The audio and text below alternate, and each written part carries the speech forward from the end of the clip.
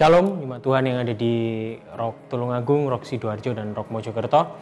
Hari ini kita ada dalam renungan Komsel kembali.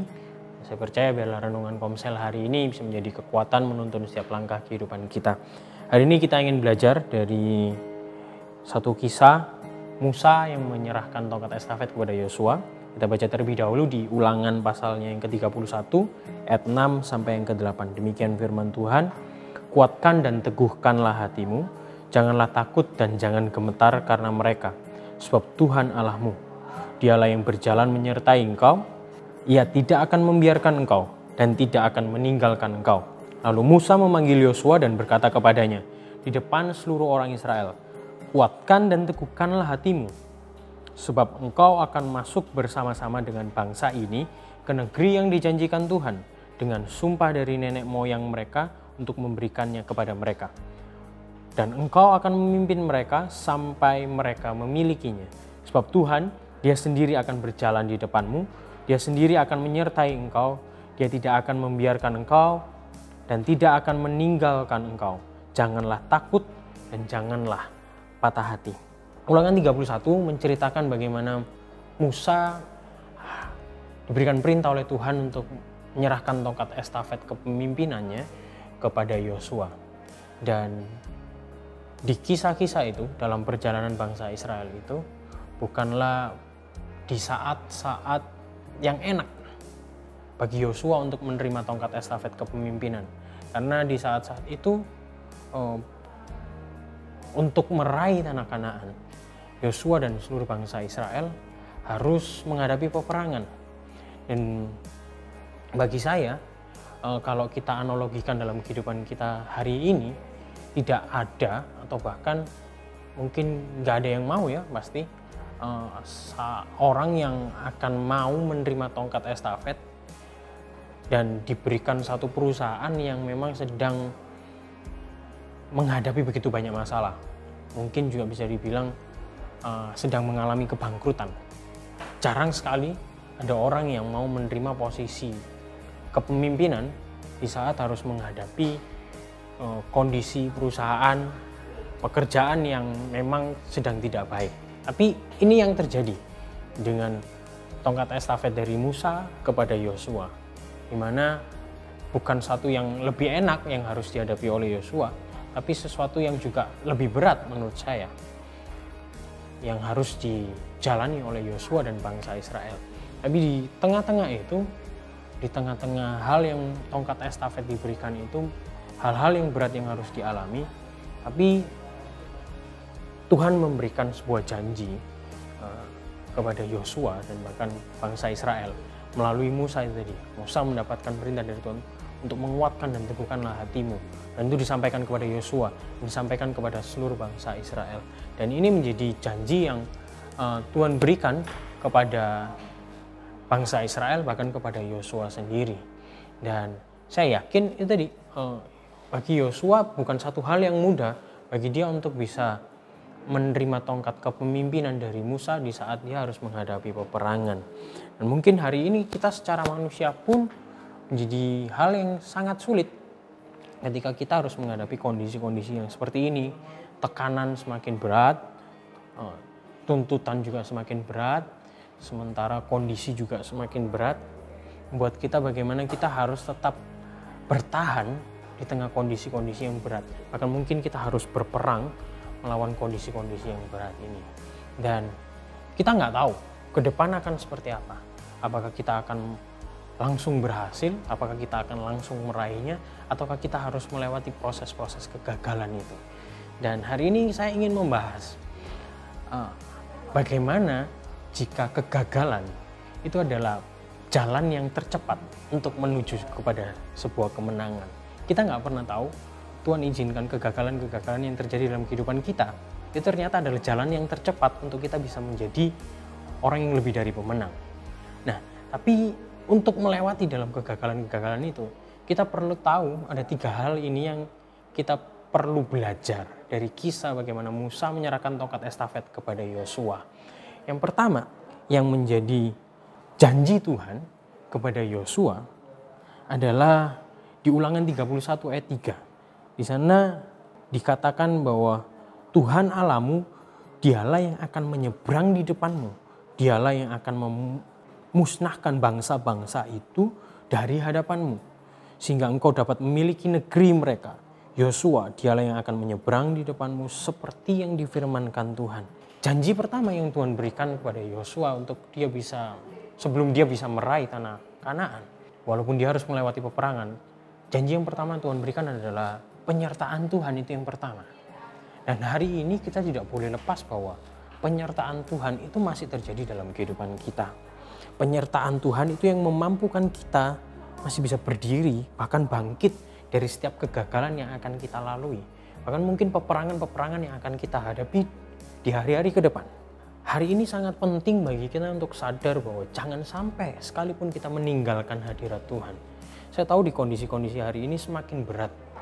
Ibadah yang tidak memungkinkan kita untuk secara langsung, membuat kita harus online, itu menjadi sebuah tantangan bagaimana kita tetap bisa menjaga hadirat Tuhan walaupun kita tetap beribadah di rumah dengan segala keterbatasan yang ada, dengan segala gangguan yang mungkin terjadi. Tapi bagaimana kita tetap bisa melekat dalam hadirat Tuhan, itu yang penting. Karena dalam hadirat Tuhan itu ada direction, ada tuntunan yang dia berikan dalam hadirat Tuhan.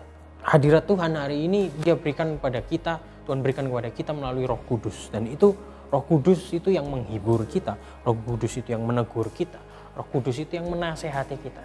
Sebab itu jangan sampai kita meninggalkan hadirat Tuhan. Dan percayalah bahwa penyertaan Tuhan itu selalu ada dalam kehidupan kita. Bukankah dia Tuhan yang Immanuel, Tuhan yang beserta dengan kita. Lalu yang kedua, janji yang diberikan Tuhan kepada Yosua dan bangsa Israel. Ini yang dikatakan berkali-kali oleh Tuhan bahwa kuatkan dan teguhkanlah hatimu. Bahkan di Yosua 1 ayat 7 ketika Musa sudah mati dan Yosua harus melanjutkan perjalanan bangsa Israel untuk menerima tanah Kanaan.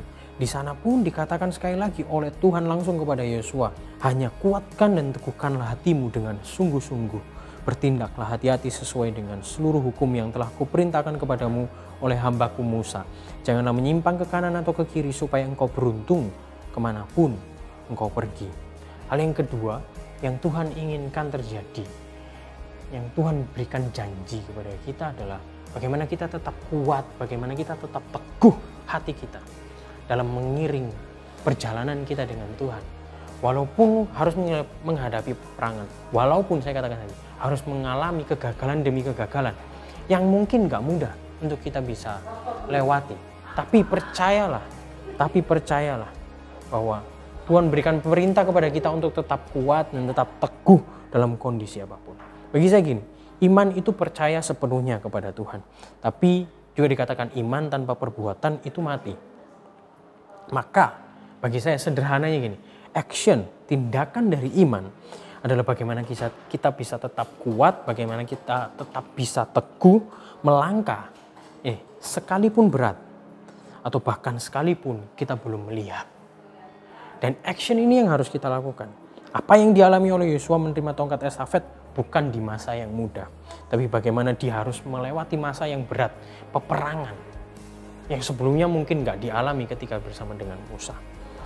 Ya, jadi penting bagi kita untuk kita bisa kuat dan teguhkan. Dan Tuhan memberikan penekanan untuk kuat dan teguhkan hatimu. Itu berkali-kali kepada Yosua, bahkan 3 kali atau 4 kali dikatakan seperti itu. Maka kuat dan teguhkanlah hatimu, walaupun kita harus mengalami kegagalan. Bukankah kegagalan bisa jadi jalan yang tercepat untuk kita menuju pada kemenangan? Dan yang terakhir, ini yang Tuhan juga perintahkan dalam setiap kehidupan kita adalah kita tetap harus bertindak hati-hati. Di Yosua 1 ayat 7 tadi juga dikatakan bahwa bertindaklah hati-hati sesuai dengan seluruh hukum yang telah kuperintahkan kepadamu. Bahkan di ayat ke-8 ditekankan lagi, janganlah engkau lupa memperkatakan kitab Taurat ini, tetapi renungkanlah itu siang dan malam, supaya engkau bertindak hati-hati sesuai dengan segala yang tertulis di dalamnya. Sebab dengan demikian perjalananmu akan berhasil dan engkau akan beruntung. Firman menjadi pelita dan terang bagi jalan kita. Di saat gelap sulit bagi kita untuk berjalan di jalan yang benar. Karena itu kita perlu terang, supaya akhirnya kita bukan cuma bisa berjalan, tapi jadi lebih berhati-hati dengan adanya terang itu. Walaupun tetap kita nggak bisa berlari, tapi dengan adanya terang, setidaknya kita bisa lebih berhati-hati di jalan yang akan kita lalui. Percayalah, ketika kita berhati-hati pun, itu juga akan membawa kita kepada jalan keluar yang Tuhan mau. Bukankah perlombaan iman kita bukan soal cepat atau lambat, tapi bagaimana kita bisa melaluinya, bagaimana kita bisa melewati setiap proses tersebut. Sudahkah hari ini kita berhati-hati sehingga proses yang kita lalui hari ini, baik keputusan, baik pikiran, baik respon maupun yang lain, itu sudah sesuai dengan kebenaran firman Tuhan. Bertindak hati-hati tidak membuat langkah kita jadi lamban, tapi bisa jadi itu lebih cepat daripada yang Anda bisa kira. Ingat 3 hal ini jadi menuntun setiap langkah kehidupan kita, melalui proses yang harus kita lalui, melalui setiap peperangan yang terjadi, bahkan mungkin melalui setiap kegagalan-kegagalan yang terjadi dalam kehidupan kita. Ingat, kegagalan bisa jadi jalan tercepat untuk menuju kepada sebuah kemenangan yang sudah Tuhan sediakan. Amin. Untuk renungan Komsel, kita berdoa. Bapa, kami bersyukur, kami percaya, karena ketiga hal ini yang boleh kami pelajari, membuat iman kami bangkit. Kami tetap melihat Tuhan. Kami tetap berada dalam hadirat Tuhan. So, dalam penyertaan Tuhan itu ada kekuatan, ada tuntunan. Dan kami percaya ketika kami ada dalam hadirat Tuhan, buat kami menjadi teguh, buat kami jadi kuat, buat kami memutuskan hal yang benar dalam kehidupan kami. Sehingga kami percaya langkah-langkah kami itu adalah langkah-langkah yang disertai Tuhan dan membuat kehidupan kami semakin melekat kepada Tuhan. Dan kami percaya di tengah perjalanan proses yang boleh kami alami, kami tetap bertindak secara hati-hati. Kami mau berjalan sesuai dengan apa tuntunan firman Tuhan, apa kata firman Tuhan yang ada dalam kehidupan kami, sehingga membuat kami menemukan jalan keluar itu, sehingga membuat kami menemukan Tuhan dalam setiap kehidupan kami. Terima kasih Bapa, terima kasih Tuhan Yesus. Karena hari ini kami boleh bangun komitmen yang baru dalam kehidupan kami, menjadi pribadi yang jauh lebih baik daripada sebelumnya. Terima kasih Yesus, hanya di dalam-Mu kami berdoa mengucap syukur. Haleluya. Amin. Tuhan memberkati.